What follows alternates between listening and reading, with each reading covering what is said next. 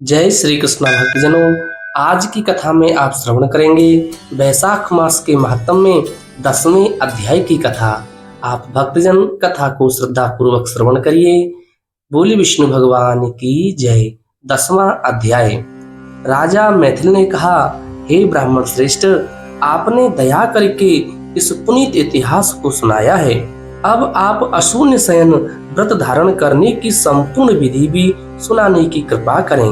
तब श्रुतिदेव जी बोले, हे नृपश्रेष्ठ, मैं तुम्हें इस व्रत का वही विधान सुनाता हूँ जो भगवान श्री हरि ने अपने श्री मुख से किसी समय लक्ष्मी जी को सुनाया था। व्रती मनुष्य को चाहिए कि वह अपनी सामर्थ्यानुसार स्वर्ण या चांदी की एक सुंदर मूर्ति बनवाए, उसे सुंदर वनमाला धारण कराए तथा पीतांबर पहनाए, उसका विधि पूर्वक नित्य पूजन करे। भगवान की उस प्रतिमा का पूजन श्रावण शुक्ला द्वितीया के दिन से प्रारंभ कर 4 मास तक करता रहे। 4 मास के उपरांत ब्राह्मण को ब्राह्मणी सहित भोजन कराए और सैया एवं वस्त्रादि उत्तम वस्तुएं दान करे। उसके बाद मार्गशीर्षादि मासों में पूर्ववत रक्त वर्ण भगवान हरि की रुक्मणी सहित प्रतिमा बनवाए और उसका विधि पूर्वक पूजन करता रहे। इसी प्रकार चैत्र मास से अगले 4 मास तक भगवान श्री हरि का पूजन करे। पृथ्वी पर शयन करे। आषाढ़ मास की द्वितीया के दिन उद्यापन करे। भगवान श्री हरि की प्रसन्नता के लिए ओम नमो नारायण इस अष्टाक्षर मंत्र से हवन करें। मार्गशीर्षादि मासों के पारायण में विष्णु गायत्री, नारायण विद्महे मंत्र से हवन करें। चैत्रादि मासों के पारायण में पुरुषोक्त के सहस्त्र शीर्षा मंत्र से हवन करें। पंचामृत, खीर, मालपुआ आदि का भोग लगाएं। भगवान लक्ष्मी नारायण की सोने अथवा चांदी की प्रतिमा को स्नान कराएं और उसके सन्मुख भोग धरें। फिर ब्राह्मणों को भोजन कराएं तथा उन्हें वस्त्र और अलंकार दें। निरंतर 12 दिनों तक ब्राह्मणों को मालपुआ देता रहें। फिर उस प्रतिमा को श्रेष्ठ वस्त्र और अलंकारों से विभूषित कर उत्तम सैया सहित ब्राह्मणों को दान कर दें। दान करते समय इस प्रकार से भगवान की प्रार्थना करें, हे जनार्दन, जिस प्रकार से आपकी सैया लक्ष्मी जी से अशून्य है, उसी प्रकार हे मधुसूदन, इस सैया दान के द्वारा मेरी सैया भी अशून्य बनी रहे। इस प्रकार भगवान को प्रसन्न करने के उपरांत व्रती को चाहिए कि वह भगवान का भोग लगाकर स्वयं भी भोजन ग्रहण करे। इस व्रत को पुरुष, सौभाग्यवती स्त्री तथा विधवा अशून्य शयन के लिए धारण करें। जो भी प्राणी मोक्ष की कामना करता हो उसे यह व्रत अवश्य ही करना चाहिए। इसके करने से भगवान प्रसन्न होते हैं। इसके करने से दिव्य सिद्धियां प्राप्त होती हैं, दुर्लभ लाभों की प्राप्ति होती है तथा नाना प्रकार के सुख एवं संतान की उपलब्धि होती है।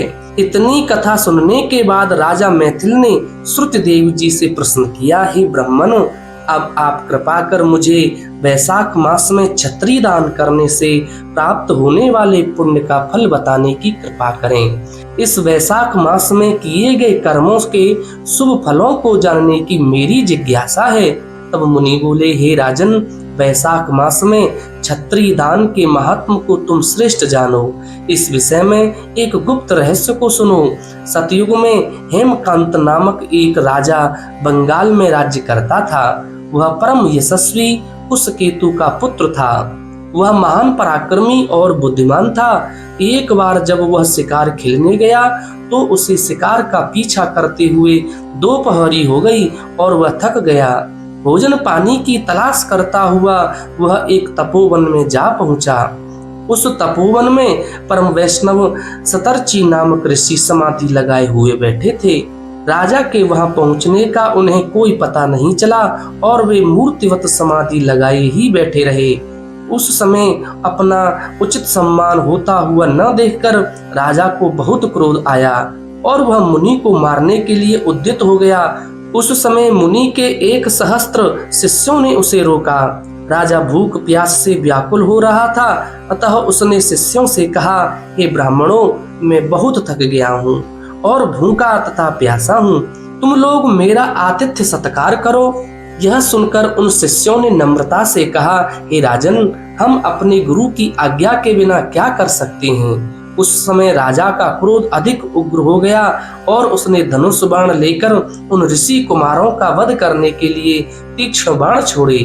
वे जान बचाने की इच्छा से भागने लगे, परंतु फिर भी राजा के उन तीक्ष्ण बाणों के द्वारा 300 शिष्य मारे गए।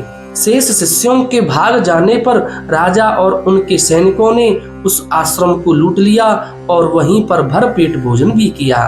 रात्रि होने पर जब राजा अपने महल को वापस लौट कर आया और उसके द्वारा पिता कुशकेतु ने वन का सारा हाल सुना तो वह बहुत दुखी हुआ। ऋषि कुमारों के वध की बात सुनकर राजा कुशकेतु बहुत रुष्ट हुआ। उसने अपने पुत्र की बहुत भर्त्सना की तथा उसे अपने राज्य से निकाल दिया। पिता के द्वारा निष्कासित होकर राजा हेमकांत जंगल में मारा मारा फिरने लगा। 300 ऋषि कुमारों की ब्रह्म हत्या उसे निरंतर सताने लगी। वह वन में विचरण करता और शिकार मारकर अपना पेट भरता था। इसी प्रकार उसे जंगल में रहते हुए 28 वर्ष व्यतीत हो गए, परंतु उसे एक पल को भी चैन प्राप्त नहीं हो सका। दैवात वैशाख मास में एक दिन दोपहर को उस वन में होकर त्रित नामक एक महामुनि जा रहे थे। वहां धूप की प्रखरता के कारण मुनि बेहोश होकर गिर पड़े। हेमकांत ने जब मुनि को इस दशा में देखा तो उसे दया आ गई। उसने ताड़ के पत्तों की छतरी बनाई और उसे मुनि के सिर पर लगाकर उनकी धूप से रक्षा की। अलम्बुसा का जल लाकर उन्हें पिलाया और मुख पर जल के छींटे भी दिए। इन उपचारों से मुनि को चेत हो गया। फिर उसी छतरी को लगाकर मुनि पास की बस्ती में चले गए। उस छत्री दान के कारण ही हेमकांत की ब्रह्म हत्याओं का पाप नष्ट हो गया। ब्रह्म हत्याओं का पाप नष्ट हो जाने पर हेमकांत को बहुत आश्चर्य हुआ और सोचने लगा कि यह सब कैसे हो गया। तभी दैवात हेमकांत को संग्रहणी का रोग हो गया, जिसके कारण उसे बहुत कष्ट हुआ। फिर उसने यह देखा कि उसके सम्मुख भयंकर आकृति वाले 3 यमदूत खड़े हुए हैं। वह उन्हें देखकर बहुत ही दुखी हो गया। तभी उसे छत्री दान का स्मरण हो आया। निदान उसने भगवान विष्णु का स्मरण किया, जिससे भगवान प्रसन्न हो गए और उन्होंने विक्षसेन को यह आज्ञा दी कि तुम जाकर हेमकांत की रक्षा करो और यमदूतों को भगा दो। वह वैशाख मास में छतरी का दान करने से निष्पाप हो चुका है। इस कारण तुम उसे कुशकेतु के पास ले जाकर उसका राज्य भी दिलाओ। भगवान की इस आज्ञा को पाकर विश्वक्सेन हेमकांत के पास जा पहुंचा। उसने उसे यमदूतों से मुक्त कराया और निरोग भी कर दिया। फिर वह उसे साथ लेकर उसके पिता के पास पहुंचा और उन्हें भगवान विष्णु का आदेश सुना दिया। भगवान की आज्ञा को सिरोधार कर राजा कुशकेतु ने हेमकांत को अपना राजपाट सौंप दिया और स्वयं पत्नी को साथ ले वन में तपस्या करने के लिए चला गया। हेमकांत वैशाख मास के प्रभाव को समझ चुका था, अतः उसने बड़ी लगन के साथ सदैव वैशाख मास का सेवन किया। यथोचित दान दिए, छतरी और जल का दान किया। इस पुण्य के प्रभाव से वह सभी प्रकार से सुखी और संपन्न बन गया। उसके यश और वैभव में निरंतर वृद्धि होती रही। वह इस लोक में समस्त श्रेष्ठ सुखों को भोगता हुआ पुत्र पौत्रादि से भी सुखी बना रहा और अंत में विष्णु लोक को प्राप्त हुआ। हे राजन, इस प्रकार यह व्रत धर्म, अर्थ, काम तथा मोक्ष इन चारों फलों को देने वाला है। यह वैशाख मास सचमुच ही अति श्रेष्ठ फल देने वाला है।